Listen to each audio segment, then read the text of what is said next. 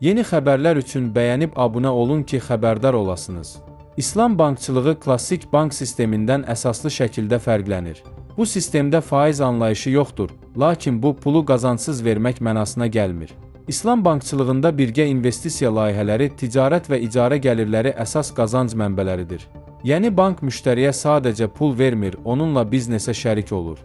Xəbər səsi xəbər verir ki, bu sözləri Axar Az açıqlamasında iqtisadçı ekspert Xalid Kərimli Azərbaycanda şəriət banklarının yaradılması mövzusunu şərh edərkən deyib. Ekspertin sözlərinə görə İslam banklarında gəlir faizlə deyil, qazancın və gəlirin bölgüsü prinsipi ilə formalaşır. Burada kredit kartı, limit kimi xidmətlər o qədər inkişaf etməyib. Daha çox birgə biznes və ticari fəaliyyət formasında işləyirlər. Əgər əvvəllər kredit götürüb 10% verirdinsə, indi qazancının məsələn 25%ni bankla bölüşəcəksən. Bu da o deməkdir ki, bank artıq sənin biznesinə nəzarət edəcək, çünki o sənin fəaliyyətinə ortaq olur.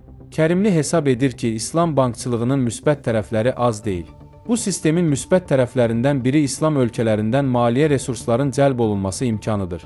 İslam prinsipləri ilə fəaliyyət göstərən qurumlara məhz eyni prinsiplərlə işləyən maliyyə institutları kredit verir. Bundan başqa, dini baxımdan faizə qarşı olan dindar kütlə də bu banklara üst tutacaq. Nəticədə bank sektoruna yeni müştəri axını yaranacaq. Ekspertin sözlərinə görə bu banklara hər kəs müraciət edə bilər, xüsusi heç bir məhdudiyyət nəzərdə tutulmur.